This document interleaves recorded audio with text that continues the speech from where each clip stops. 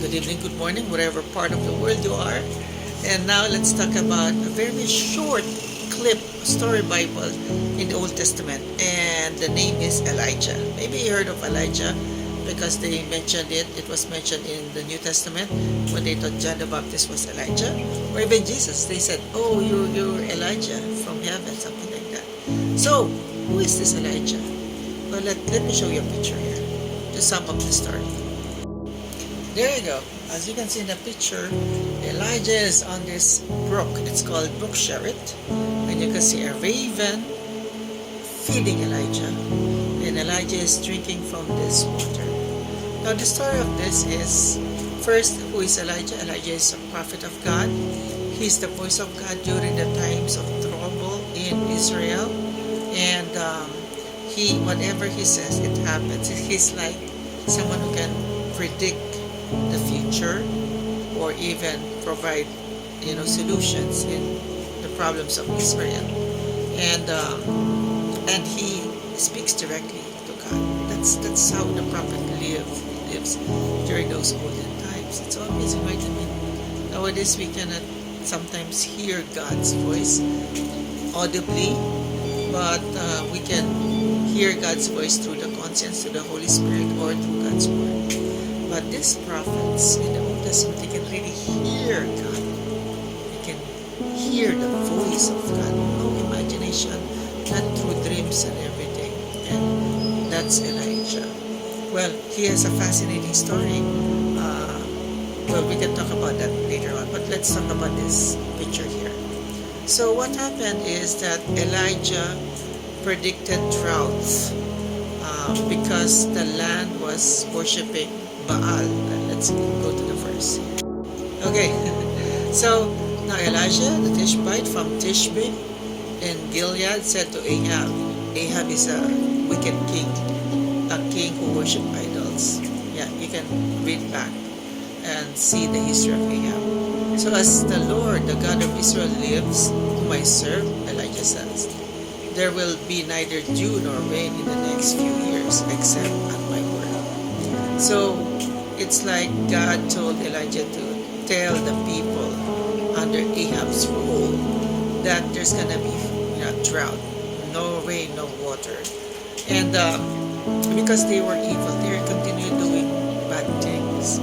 So after Elijah saying that to Ahab, the Lord hid Elijah so that blessings will not be received with these evil people and they will learn to repent from their sins. That's why it says there, then the word of the Lord came to Elijah, live here, turn eastward and hide in the Kerith ravine, or east of the Jordan. That's Brook Cherith from other translations. You will drink from the brook, and I have directed the ravens or the crows to supply you with food there. So I did what the Lord had told him. So he went to, let's go, okay, the brook, Brook Cherith. And there, the ravens brought him bread and meat in the morning and bread and meat in the evening, and he drank from the brook. Okay, so now here's the picture.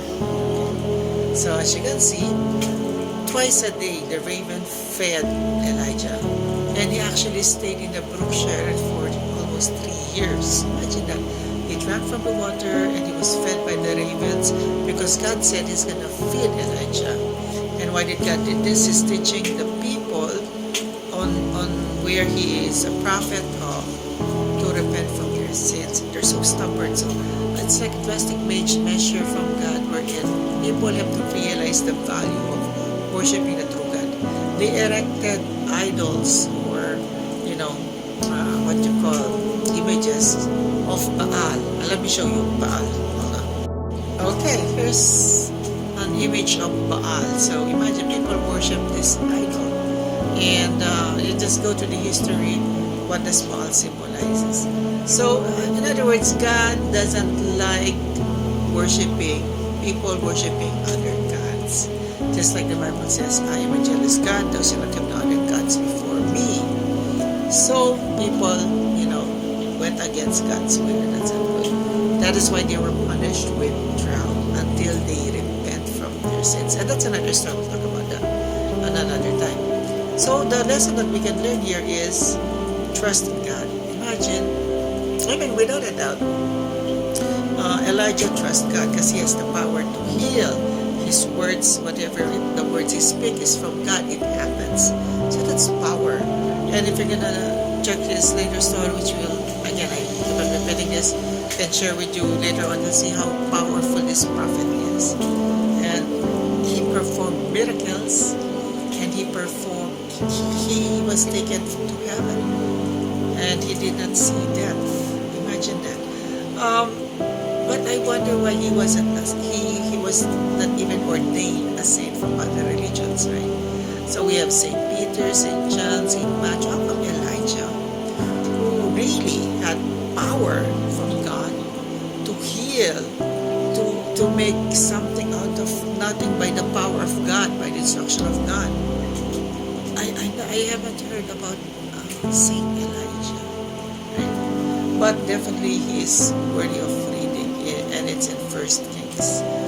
Okay, so the lesson here we can learn is first, Elijah developed a relationship with God. That's why he had that power, that ability to say things and it will happen by the power of God. So it's the relationship he had with God that gave him that confidence and that power, and it can happen to us in our everyday lives. It looks impossible because we're still living in sin, or we have these hindrances, we have other things we value instead of dedicating ourselves in God's word. I'm not saying that go hungry and everything, but if we need power or we want to have this kind of power, there are certain things we have to do to dedicate ourselves in God's word and in meditation and all those things.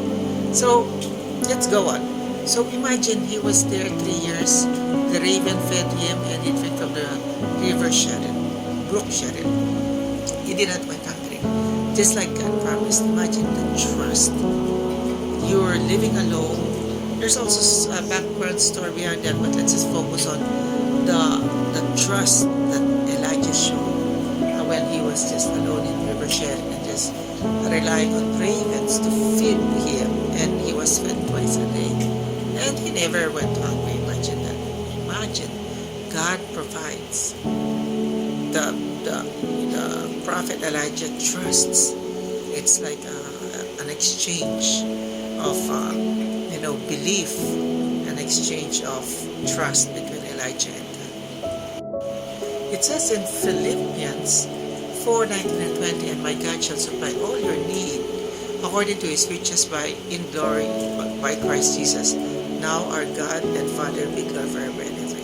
So, yeah, my dear friends, from Philippians, New Testament, God definitely will provide the needs, the things, especially the things we really need, the things that we need to survive, the things that will give us strength, not only physically and spiritually.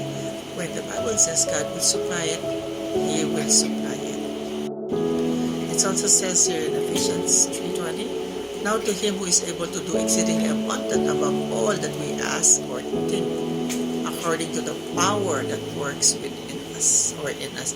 So the reason why it has power that is in us, it means that the ability to accept God's will. So when you say power within us, it's the Holy Spirit helping us understand, the things, the blessings that God provides. So Philippians 4:6, do not be anxious for nothing, but in everything by prayer and supplication with thanksgiving, let your requests be made known to God. So another there. Okay? So it works both ways, just like Elijah. You talk to God, and God responds.